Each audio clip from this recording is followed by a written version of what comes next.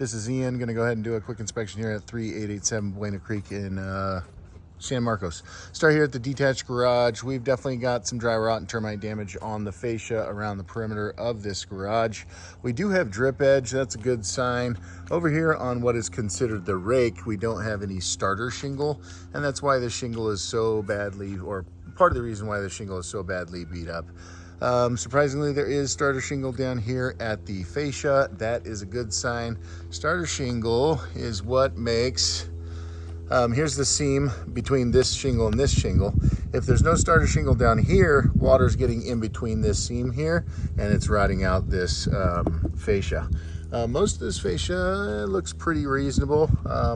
The end 4 feet would need to be replaced for this rot on the end when the roof gets done, or by termite. But let's go ahead and jump up on the roof. This north facing slope is never as badly worn as the south. These shingles are still in okay condition. We've got some exposed nails here and there, which is definitely not acceptable. There's water getting around each of those. And then anywhere where the shingle is actually broken off, exposing the drip edge, water is potentially getting underneath the shingles there. If we come over onto the south side, we can see a lot of wear and tear on this roof. There is some weird wear patterns, as if this roof has been pressure washed, and we definitely never suggest pressure washing asphalt shingles because it takes off a lot of the granules and actually digs into the shingle. Here we can see those lines right there. I'm not certain what causes them, but if I had to make an assumption, it would be pressure washing. Anyways, tons of wear and tear, a lot of granule loss, a lot of exposed fiberglass, basically meaning that this roof is at the end of its usable life. Now we're at the back of the main home, starting with this patio cover. There's definitely a fair amount of dry rot and damage on the patio cover. Shingles should not be used on this patio cover. It doesn't have quite enough slope. It's right about a 2 and 12 pitch. We want to see a 3 and 12 pitch or greater to use asphalt shingles. And so we would expect there to be a lot of rot on this because a little bit of water has been getting in over time. When you allow this much debris, tree debris, to sit on a patio cover roof like this, it compounds the issue. And then over there, we've got a downspout turned the wrong way, shooting water at the building and up between the shingles.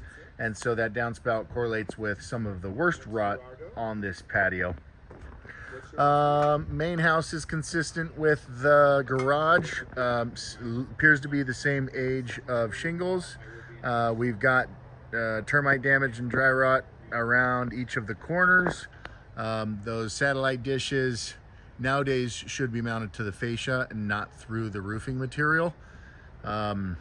We have a lot of solar tubes on this home, and anytime the solar tubes get discolored like that, we know that they are at or beyond their life expectancy. Here we've got one that is buried in the shingles and definitely not properly flashed, and so I would expect that to be leaking. This roof is of the pitch where I'm not going to walk on it today. It does have a lot of debris, which makes it even more unsafe to walk on. But again, consistent with the garage, this roof is right at or beyond its life expectancy. Looks like the electrical panel was replaced, but this old riser was never removed.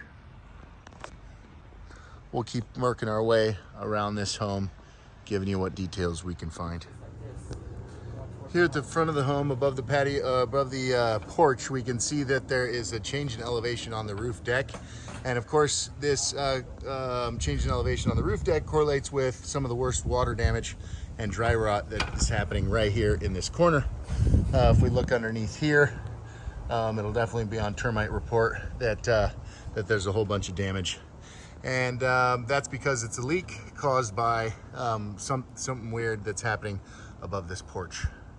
So definitely when this home gets re-roofed, that little step up will need to be addressed and fixed. Shingles are what would still be considered okay condition. Definitely need to get all of this debris cleaned off. and then solve this issue. I guess these wouldn't be considered okay condition. They'd be considered kind of end of life expectancy. Over there at the skylight, that skylight is wide enough to need a cricket at the top of it, and I don't see a cricket on that skylight. Again, when this roof gets replaced, we'll definitely want a cricket installed. Moving on to the guest house now, and surprisingly, these shingles have the worst wear and tear out of everything. They get a lot of sun exposure here, where there's no shade from any trees, and it's south facing, I believe. Yeah, south facing. So you can see when the granules go away, when all the oils evaporate out of the asphalt that's in the shingle, it exposes the fiberglass reinforcement, and that is the telltale sign that the shingles are no longer within their useful life and ready to be replaced. Surprising considering the wood on this guest home, the fascia, the eaves are probably in the best condition that we've seen on the property. Better than the detached garage, better than the main house. Didn't find any dry rot or really any issues to speak of on the fascia. But unfortunately, the roof is gone and it's time to replace.